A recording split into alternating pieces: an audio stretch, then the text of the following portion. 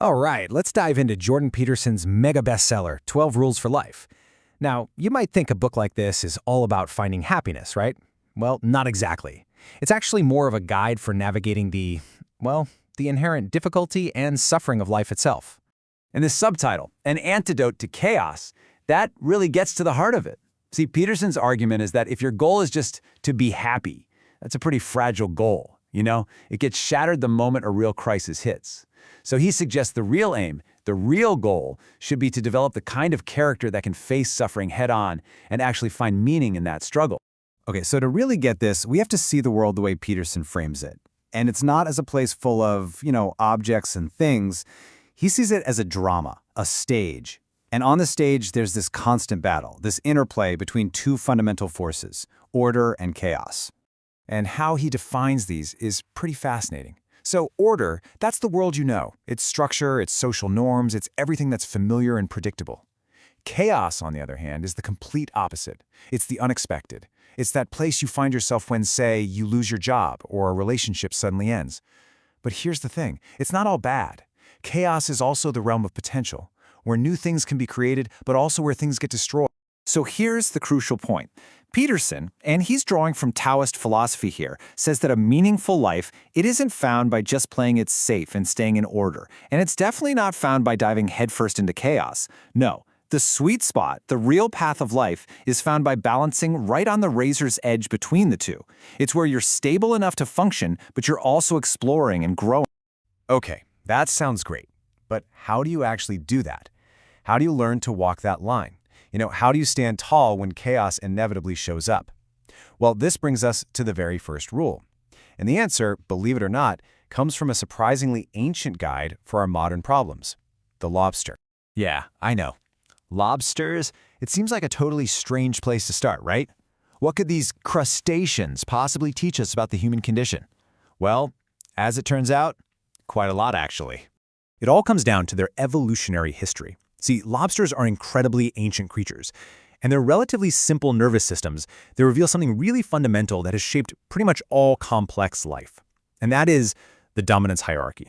And just to give you a sense of the timescale we're talking about, look at that number, 350 million years. Dominance hierarchies, the whole system of sorting creatures from top to bottom, this is not some recent human invention. They have been a permanent feature of the environment for over a third of a billion years. To put that in perspective, that's older than trees. This stuff is literally baked into our biology. So how does this whole hierarchy thing work? Well, for lobsters, it's a series of escalating rituals.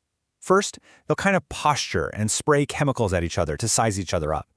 If that doesn't settle things, they'll start doing this little dance of advancing and retreating. And only if they're really evenly matched does it escalate to actual physical combat. And that can get brutal, even fatal. And here's where it gets really interesting. The outcome of these fights isn't just about, lobster bragging rights. It physically and chemically changes their brains. And that change, in turn, affects how they carry themselves. The connection is all about neurochemistry. A winning lobster, it gets this big surge of serotonin. It feels confident. It physically stretches out, stands tall, and tries to look bigger. But the losing lobster, it gets a hit of something different, a chemical called octopamine, which causes it to cringe and scrunch up. It becomes timid and way more likely to lose its next fight. So you see what's happening here. It creates this powerful feedback loop.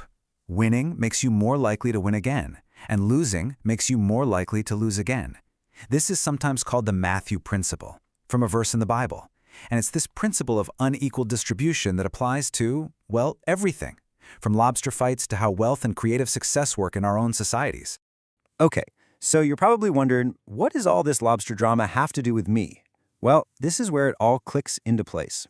That exact same ancient system that runs the lobster world, it's operating deep inside our brains too, constantly assessing our status. Just think of it like this. Deep inside you, there's this primordial calculator, and it's constantly monitoring your social status. It's watching how other people treat you. It's tracking your successes and your failures, and based on all that data, it figures out your place in the social hierarchy.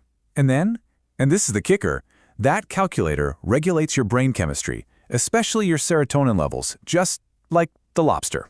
So let's trace how this can turn into a really nasty negative feedback loop. It can all start with your body. When you slump, head down, shoulders hunched forward, you are physically broadcasting a signal of defeat to your own brain. And guess what? Your ancient calculator picks up on that signal, loud and clear. It interprets that posture as, oh, we're low status, we've been defeated. And what does it do in response? It restricts the flow of serotonin. And boom, that's the vicious cycle. With less serotonin, you start to feel more stressed, more anxious, less confident. You literally feel smaller, both physically and emotionally. And how does your body respond when you feel that way? Well, it slumps even more, which just reinforces the whole negative loop all over again. This is where rule number 1 comes in. Stand up straight with your shoulders back. It's a conscious decision to break that cycle. It's a way of signaling to your own brain and to the world that you are not defeated, you are ready to engage. But look, this is so much more than your mom telling you not to slouch. This is about adopting a whole stance towards being itself. It's about voluntarily choosing to face the demands and challenges of life head on, to actively work to transform that chaos we talked about into habitable order.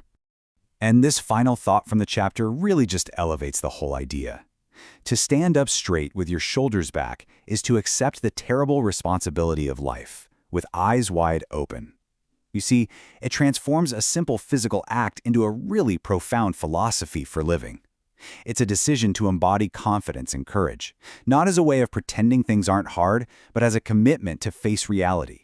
All of it, the difficulty and the potential, head on.